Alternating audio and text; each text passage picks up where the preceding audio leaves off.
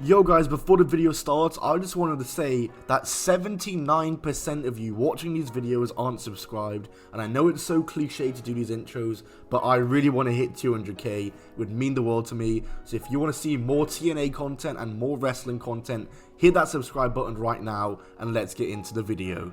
What's going on guys, it's Tom, or TopXmas Wrestling, and welcome back to another video on the channel. Today, we're going to be finally talking about a topic that has been fairly long awaited and very highly requested. Today we are talking about the rise and fall of the beautiful people in TNA wrestling. This is the first video of TopXmas. I have so many videos planned this month. I'm going to collab with a bunch of YouTubers hopefully, and I can't wait to release them all. December is going to be a good month. Check out my Patreon link down below to help support the channel through this month. Subscribe to see all the videos coming out this month and to help me hit 200k. And let's get into the rise and fall of the beautiful people. Greetings and salutations. This is Almighty Christopher Daniels, sometimes known as the Fallen Angel, but always known as the greatest wrestler in the world. Your mom's favorite wrestler, your dad's favorite wrestler, the world's favorite wrestler. I'm also a paragon of virtue, an inspiration to children everywhere, and the man with the rear that makes the girls cheer. And while you're watching me, I'm telling you, you're also watching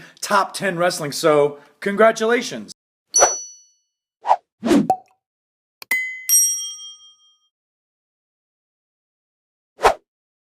In 2007, Angelina Love and Velvet Sky made their debuts for TNA as part of the new Knockouts division, and at that year's turning point, Love and Sky formed a tag team called Velvet Love Entertainment and were a babyface tag team.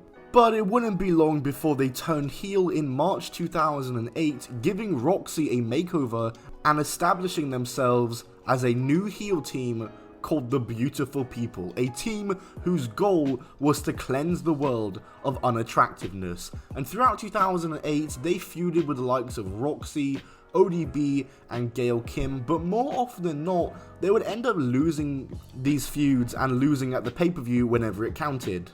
In August of 2008, they would gain and introduce a new member within Kip James, yes, Billy Gunn, who was introduced as the team's fashionist.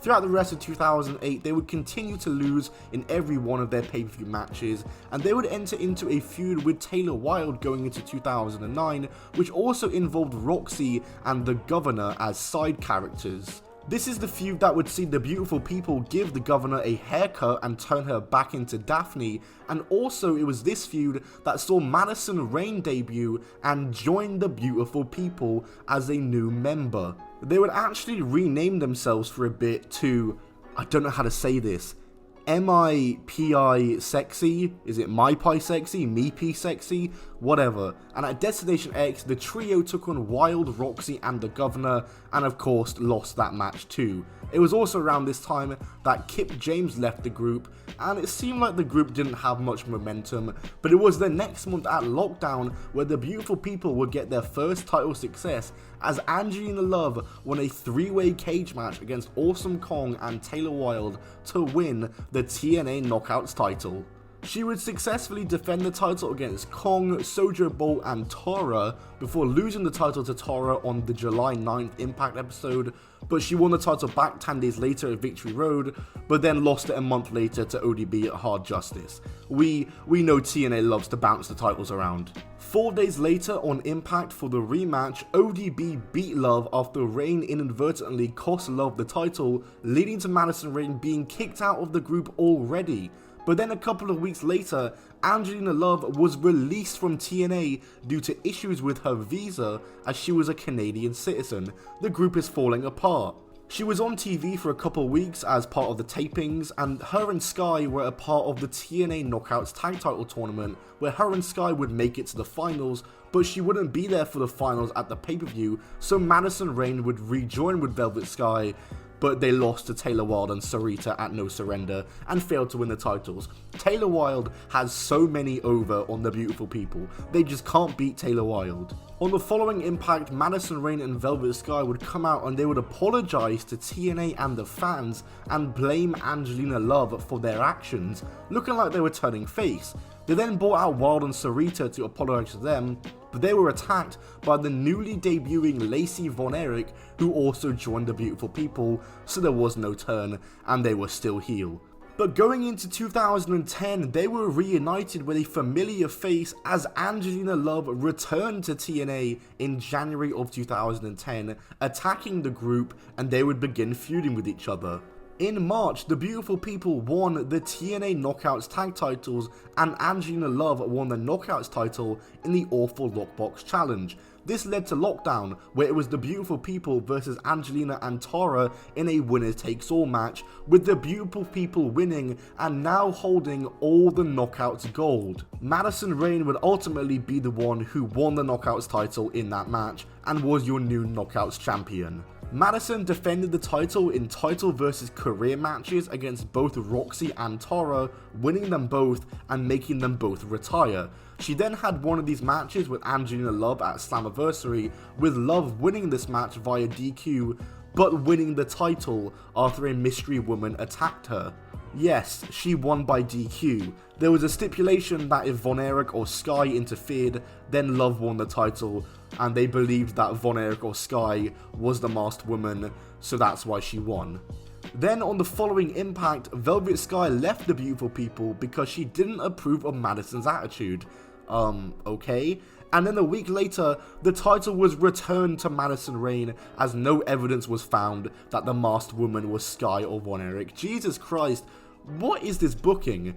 And then 2 weeks later, she lost it back to Love. What is this booking? What? Oh yeah, and they also lost the tag titles to Hamada and Taylor Wilde. Taylor Wilde has done it again. The Beautiful People, 0. Taylor Wilde, probably about 11 at this point. Angelina and Velvet would reunite as a babyface team, calling themselves the Beautiful People, and the mystery woman was revealed as Tara, who is now aligned with Madison Rayne. And if you're wondering where Lacey is, by the way, she's injured and kind of just been pushed off to the side. Angelina and Velvet would begin feuding with Rayne and Tara, leading to a 4-way match between them at Bound for Glory, where Tara won the title and would then surrender it to Rayne on the next Impact. Jesus Christ, the booking of this belt is incredible. And Lacey Von Erich would actually leave TNA shortly after this. I mean, to be fair, she wasn't being used, and if she was, it wasn't going to be well, because look at how the booking of this storyline is going. A tournament was created for the vacant TNA Knockouts tag titles, and these two teams made it to the finals. However, Velvet Sky was attacked by Sarita and had to be replaced, and she was replaced by Winter, who would win the tag titles with Angelina Love. And this would lead to that weird storyline with Winter and Angelina Love, where Winter drugged Angelina and had her under her spell. It was weird, and as a result, Velvet Sky became very jealous of Winter and Love's friendship. At the disastrous TNA Victory Road 2011, Velvet Sky inadvertently cost the two of them the Knockouts tag titles, and soon after, Angelina would turn heel, attacking Velvet Sky, and, you know, pretty much just sticking with Winter, who still had her under her spell at this point. This storyline was so weird. Around a month later, Velvet Sky would declare the Beautiful People dead. Also around this time, Madison Rayne and Tara were still going on, and the three of them would kind of just do their own thing. Velvet Sky would win the Knockouts title a couple times, and yeah, that was kind of it for the Beautiful People. In July of 2012, Angelina and Velvet both left, and Madison left in July 2013. And while Madison and Velvet would return the same years they were released, Angelina would not return, and they would not reunite. Just kidding, Angelina returned in 2014, and they would reunite them. But this reunion was weird, because the three of them all turned up together, it looked like they were going to be together, but then Sky turned on Rayne and aligned herself with Love. So we're back to this again, except the face-heel roles are reversed. Angelina would actually soon after win the title, so it looks like they're actually going to be successful for once. But this reunion was short-lived, as Velvet Sky got the pink slip in a Feast or Fired in January 2015 and was fired. But then 4 months later, Sky would return and attack Angelina and defeat Angelina to get her spot back in the company, and then in September of that year, the trio would officially reunite, finally, as a babyface trio, and they would feud with the Dollhouse. But they lost, and this reunion was too short-lived, as in March and April 2016, Angelina and Velvet would leave TNA again. Great. The two would reunite for a bit in Ring of Honor from 2019 to 2020 as the Allure along with Mandy Leon, but Velvet left Ring of Honor in October of this year.